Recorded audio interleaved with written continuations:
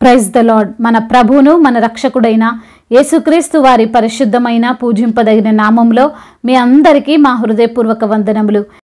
ఈరోజు దేవుని వాక్యము, నీతిమంతునికి ఏ ఆపదయు సంభవింపదు, భక్తిహీనులు కీడుతో నిండియుండుదురు. సామెతల గ్రంథము 12వ అధ్యాయము 21వ వచనము. No harm overtakes the righteous, but the wicked have their fill of trouble. Proverbs chapter 12 verse 21. ఈ రోజుకు గాను దయగల దేవుడు మనకు అనుగ్రహించిన వాక్య భాగమును బట్టి ధ్యానించుకుందాము. ప్రభునందు ప్రియమైన సహోదరి సహోదరులారా, దేవుని కొరకు జీవిస్తున్న వారికి దేవుని సహాయము ఎల్లప్పుడూ ఉంటుంది. ఆయన తోడు నిత్యము ఉంటుంది గనుక ఏ ఆపదయు వారికి సంభవింపదు అని వాక్యము సెలవిస్తుందండి.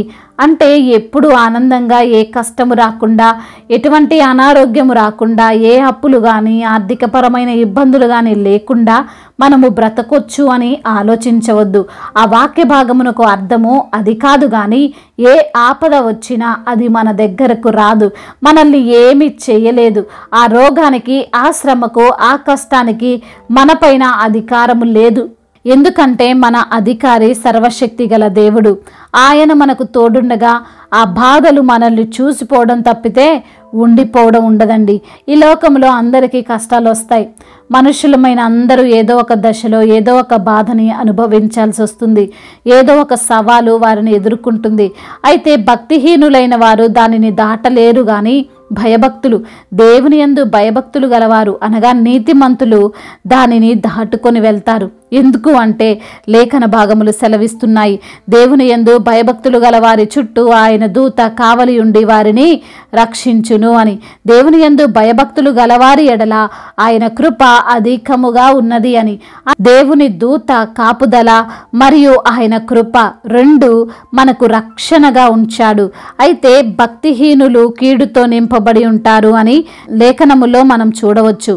అనగా వారిపైన ద్వేషము, పగ, కుట్ర లాంటివి దేవునికి లేవు. కానీ వారిని కూడా దేవుడు ప్రేమిస్తున్నాడు. అయినప్పటికీ వారు దేవుని మాట వినకపోవడం వలన, దేవుని వాక్యానుసారంగా నడుచుకోకపోవడం వలన వారు నిత్యము కీడును ఎదుర్కోవాల్సి వస్తుంది. సమస్యలతోనే గడపాల్సి వస్తుంది. నశించిపోవలసిన పరిస్థితి ఏర్పడుతుంది. మనము లేఖన భాగములో చూసినప్పుడు, దేవుడు నోవాహుని చూసినప్పుడు అతడు నీతిమంతుడిగా ఉన్నాడు. అనగా నోవాహు దేవుని యందు భయభక్తులు కలిగి దేవునికి విధేయత చూపి మంచి ఆత్మీయ జీవితాన్ని కొనసాగిస్తున్నాడు. అయితే జలప్రళయము రాబోతుంది, ఈ భూమి మీద సమస్తము తుడిచివేయబడుతుంది అని నోవాహుకు దేవుడు తెలియజేశాడు. దేవుడు చెప్పినట్లే ఆ కొలతలతోనే ఒక పెద్ద ఓడను నిర్మించాడు. అయితే మనము ఈ యొక్క వాక్యము సందర్భంలో గమనించాల్సిన విషయం ఏమిటంటే, దేవుడు జలప్రళయం గురించి ఎవరితో నీవు చెప్పొద్దు అని అనలేదు, కండిషన్ పెట్టలేదు. కావాలంటే నోవాహు ఎవరికైనా చెప్పుకోవచ్చు, ఎవరినైనా కాపాడడానికి ప్రయత్నించవచ్చు.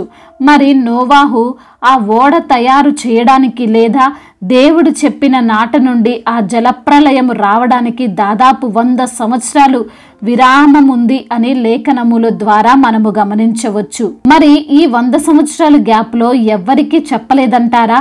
ఏ ఒక్కరికి ఇంటిమేషన్ ఇవ్వలేదంటారా? ఖచ్చితంగా చెప్పే ఉంటాడు కదండి.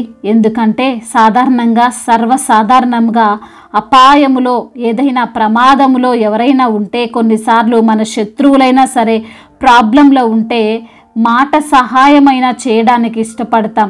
మనమే ఇలా ఆలోచిస్తే నోవాహు నీతిమంతుడై ఉన్నాడు అని స్వయాన దేవుడే చెప్తున్నాడు. మరి అటువంటి నోవాహు ఇంకెంత మంచి మనసు కలిగి ఉంటాడు. బహుశా ఎంతోమందికి చెప్పినా వారు నమ్మకపోయి ఉండొచ్చు. అదే జలప్రళయము నోవాహు అతని కుటుంబం మీదికి కూడా వచ్చింది. అయినప్పటికీ నోవాహు కుటుంబం మాత్రమే తప్పించుకోవడానికి కారణం దేవుడు నోవాహు మాట విన్నాడు గనుక. ఈ రోజున ఈ యొక్క సమయములో ఈ మాటలు వింటున్న నీవు గమనించాల్సింది, తెలుసుకోవాల్సింది ఏంటో తెలుసా?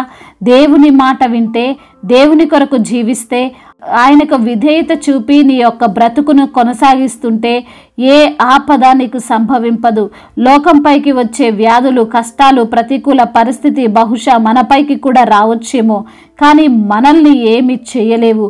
ఆపద ఎదురవుతుంది కానీ అది సంభవింపదు. కాబట్టి ప్రియమైన సహోదరి సహోదరుడా, అత్యున్నతమైన సింహాసనము పైన ఆసీనుడైన మన యేసయ్య మనకు తోడుగా ఉండగా, ఆయనకు మనము ఇష్టలముగా నీతిమంతులముగా జీవిస్తుండగా దేనిని బట్టి టెన్షన్ పడాల్సిన పని లేదు. ఏ ఆపద, ఏ కష్టము, ఏ అనారోగ్యము ఏది కూడా మనల్ని ఏమీ చేయలేదు. అందు నిమిత్తమునే విశ్వాసముతో ధైర్యముగా జీవించు. దేవుడి మాటలను దీవించి మన హృదయములో ఫలింపచేయునుగాక.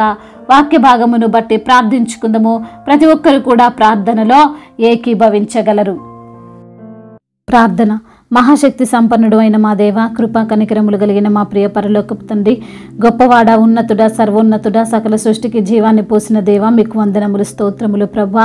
అవును తండ్రి, మీ యొక్క మాటలు విన్నట్లయితే, నీతిమంతులుగా మేము జీవించినట్లయితే ఏ ఆపదయు సంభవింపదని తండ్రి వాగ్దానము చేసిన దేవుడవు.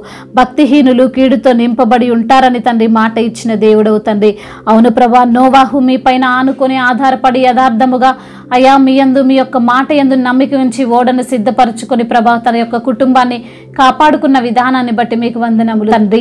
అయా మరి తండ్రి, ఈ లోకంలో మేము జీవిస్తున్న వారముగా ఉండి ప్రభా మీ యొక్క మాట వినకుండా మాకు నచ్చినట్లుగా మేము జీవిస్తే ప్రభా వచ్చేటువంటి ప్రతి ఒక్క తండ్రి పరిస్థితుల నుంచి మమ్మల్ని తప్పించి ప్రభా మీ యొక్క మాట విని తండ్రి ధైర్యముగా మేము ఉండుటకు కృపను అనుగ్రహించమని వేడుకుంటున్నాం తండ్రి. అవును తండ్రి, అయా మీ యొక్క మాట వింటే తండ్రి, మీ యొక్క మాట ప్రకారం జీవిస్తే, అయా మీ యొక్క మాట ప్రకారంగా మా బ్రతుకును కొనసాగిస్తే ఏ ఆపద సంభవించదంటున్నారు ప్రభా. అయా మరి లోకం మీదకి వచ్చే ఎటువంటి వ్యాధులు మాకు రావని, ఎటువంటి కష్టాలు మేము ఎదుర్కోమని, ప్రతికూలత పరిస్థితులన్నింటినీ అనుకూలముగా మార్చే దేవుడు అని తండ్రి వాక్యము ద్వారా మిమ్మల్ని ఎంతగానో బలపరిచి ఆదరించి ధైర్యపరిచినందుకు స్తోత్రములు ప్రభా. అవును దేవా, మీరు మాకు తోడుగా ఉన్న దేవుడు, మమ్మల్ని బలపరిచే దేవుడు అయ్యా. అయ్యా ఈ రోజున ఎందరైతే బిడ్డలు వాక్యము విని ప్రార్థనలో ఏకీభవిస్తున్నారో ప్రతి బిడ్డను మీరు పేరు పేరున దీవించండి అయ్యా, ఆశీర్వదించండి, బలపరచండి.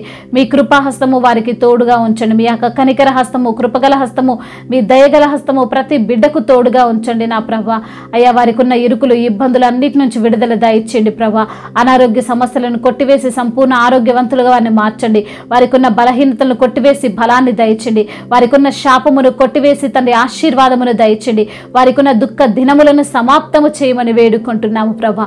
అవమానాన్ని తీసివేసి నిందకు ప్రతిగా రెట్టింపు ఘనతను బిడ్డలకు అనుగ్రహించమని వేడుకుంటున్నాం తండ్రి. అదేవిధంగా నా ప్రభా, కుటుంబ సమస్యలు, కుటుంబ కలహాల నుంచి విడిపించండి. భార్యాభర్తల మధ్య విభేదాలు తండ్రి, వాటన్నిటి నుంచి బిడ్డలకు విడుదల దయచండి. మీరే తండ్రి బిడ్డలతో వాద్యమాడండి తండ్రి. అయ్యా మీ యొక్క నామానికి మహిమకరంగా తండ్రి కుటుంబాన్ని నిలవబెట్టుకోమని వేడుకుంటున్నాం తండ్రి. అదేవిధంగా నా తండ్రి, ఎందరైతే బిడ్డలు నా ప్రభా ఈ రోజున నా తండ్రి ఎవరు లేక అనాథలుగా ఉన్నారో వారందరినీ కూడా మీరు ఆదరించండి తండ్రి, బలపరచండి. అనాథలను ఆదరించు వాడవు తండ్రి, మీకు స్తోత్రములు చెల్లిస్తున్నాము ప్రభువా. గర్భఫలము లేని బిడ్డల కొరకు ప్రార్థిస్తుండగా వారికి గర్భఫలాన్ని దయచేయమని బ్రతిమిలాడుకుంటున్నాం ప్రభా. వినిశ్రీలను దీవించండి అయ్యా. తల్లి బిడ్డలకు క్షేమాన్ని దయచేయండి నా ప్రభా. అయా మరి డెలివరీ సమయంలో మీరే వారికి తోడుగా ఉండండి ప్రభా. అయా నార్మల్ డెలివరీ బిడ్డలకు అనుగ్రహించండి. అటు శక్తితో అటు బలముతో వారిని నింపమని బ్రతిమిలాడుకుంటున్నాము అయా. మరి తండ్రి ఏ ఉద్యోగం అయితే తండ్రి బిడ్డలు చేయాలని ఆశిస్తున్నారో ప్రభా, అయా ఉద్యోగమును బిడ్డలకు వచ్చినట్లుగా సహాయం దయచేయండి. అదేవిధంగా నా తండ్రి ఎందరైతే బిడ్డలు నా ప్రభా ఈ రోజున యవనస్తులుగా ఉన్నారో వారిని బట్టి ప్రార్థిస్తున్నాము తండ్రి. యవన బిడ్డలను దీవించండి అయ్యా. మీ యొక్క జ్ఞానము చేత వారిని నింపండి నా ప్రభా. మీ శక్తి చేత వారిని నింపండి ప్రభా.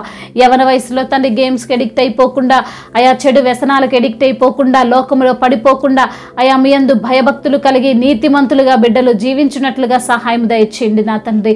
దైవజనులకు మీరు తోడుగా ఉండండి. వారు చేస్తున్న పరిచర్యనంతటిని దీవించండి అయా. వారికి ఉన్న ప్రతి ఒక్క సమస్య నుంచి విడుదల దయచేయండి అయా. ముందుకు వెళ్తుండగా అపవాది క్రియలు వారిని వెనుకకు లాగుతున్నటువంటి పరిస్థితుల్లో వారిని ఇంకా తండ్రి మీరు ప్రోత్సహించండి, ఆదరించండి, బలపరచండి నా ప్రభ. ప్రతి దైవజనుడికి మీరు తోడుగా ఉండండి. కాపాడండి. దేశాన్ని అధికారులను దీవించండి అయా. మా దేశ నాయకులకు తండ్రి రక్షణను దయచేయండి, మారు మనస్సును దయచేయండి ప్రభా. అదేవిధంగా నా తండ్రి చిన్న బిడ్డలను కాచి కాపాడండి అయా. మరి తండ్రి వృద్ధులను మీరు బలపరచండి, ధైర్యపరచండి, వారికి శారీరక బలాన్ని దయచేయమని వేడుకుంటున్నాము తండ్రి. కోర్టు సమస్య, ల్యాండ్ సమస్యల నుంచి విడిపించండి. అదేవిధంగా నా తండ్రి ఇంకా ఎందరైతే చెప్పుకోలేనటువంటి బాధతో, ఇరుకులతో, ఇబ్బందులతో, వేదనతో, బాధతో ఉండి వారి యొక్క మొరను మీరు ఆలకించి తండ్రి అయా మీరే తండ్రి వారికి సహాయము దయచేయమని బ్రతిమిలాడుకుంటూ తండ్రి ఇంతవరకు చేసిన ప్రార్థన అంతటిని మీ పాద సన్నిధిన చేర్చుకోమని నజరేయుడైన యేసుక్రీస్తు వారి ఉన్నతమైన శక్తి కలిగిన నామంలో ఈ ప్రార్థనను అడిగి వేడుకొని పొందుకొని ఉన్నాము మా ప్రియ పరలోకపు తండ్రి. ఆమేన్.